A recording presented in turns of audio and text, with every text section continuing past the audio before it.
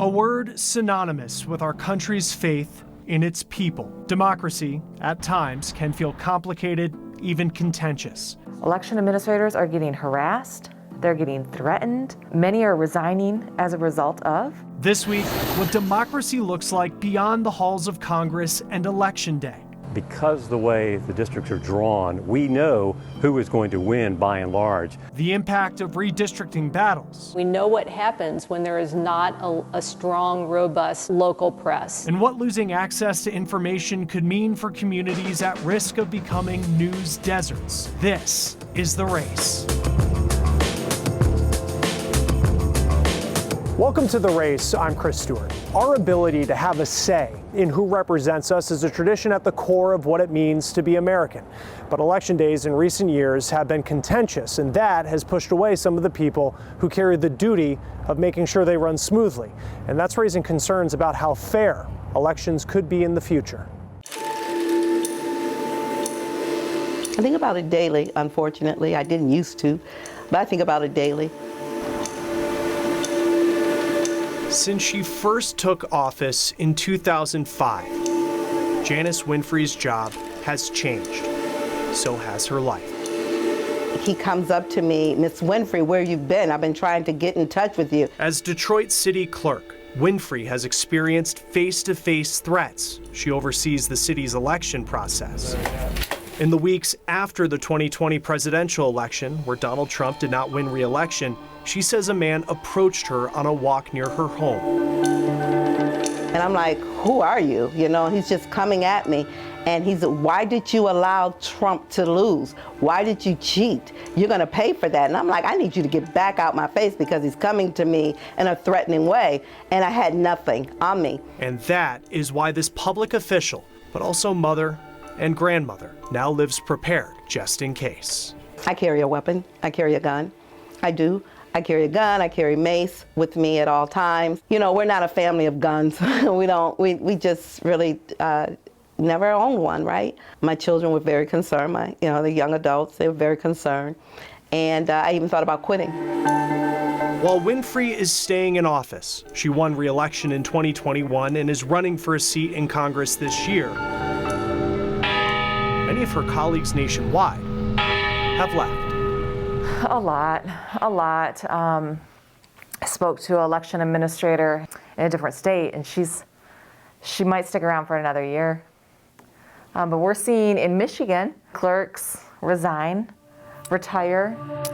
Ingham County, Michigan clerk Barb Byram worries empty clerk positions will be filled by people motivated to see their party win. She says, along with the pandemic, the current political climate makes it difficult to find enough people to work the polls on election days. We forgot how to be neighbors, and we forgot how to work with each other, even when we don't agree. And I think we're seeing that spill out to our polling locations, and as a result, less precinct workers.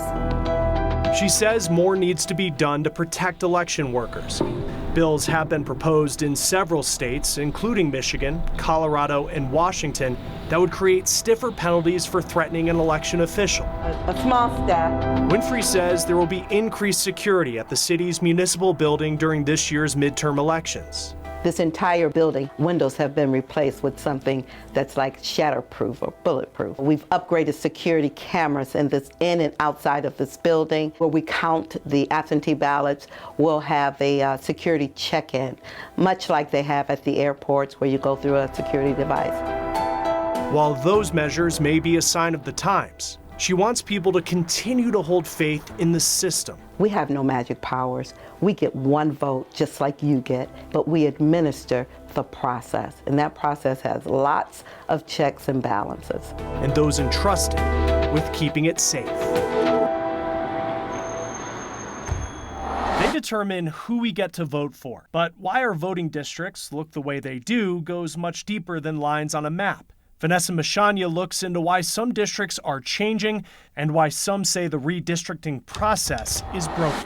Redistricting is a part of the game of chess. Once every 10 years, the map of America turns into a board game. The party that has the most seats has the power of the pen. What we're talking about is redistricting, when state congressional districts are redrawn to reflect current populations. Some states lose seats, others gain them, all based on the census count. In some states, a nonpartisan panel draws the districts, but in 39 states, lawmakers choose their own district borders. I think most people are stunned to learn that, and I hate to use the word, our elections are rigged. We live in a democracy, but because the way the districts are drawn, we know who is going to win by and large. Bill Phillips is the executive director of Common Cause North Carolina, a nonpartisan group with a mission to protect fair elections, something he does not believe can happen with how the system is set up right now. I've read that out of the 435 congressional contests that will be up in November, maybe 40 of them at most are actually competitive. That's just not healthy. You can really start to see what he's talking about by looking at some of the shapes of these districts. So take Illinois' newly drawn map. There's a lot of, well, odd shapes in here. People like Phillips say it looks this way because the party in power wants to include as many voters in their party as possible. This is when redistricting turns into gerrymandering. Another example is in Louisiana, where Baton Rouge and New Orleans, despite being more than an hour apart, are in one blue district together in a sea of red. This pattern repeats across the country in states where lawmakers make the maps. Experts say voters lose when democracy is manipulated. You have one group or party that looks to stack the chips. Eric Claville is a political analyst. He and Phillips say gerrymandering has been one of the many ways politicians have tried to silence the voices of disenfranchised groups. We still see redistricting done that will often be discriminatory to black voters. Districts are drawn that might pack black voters or crack, and that is diluting the actual vote of an African American voter. Lawsuits have been filed about this. Some have held up, others have failed.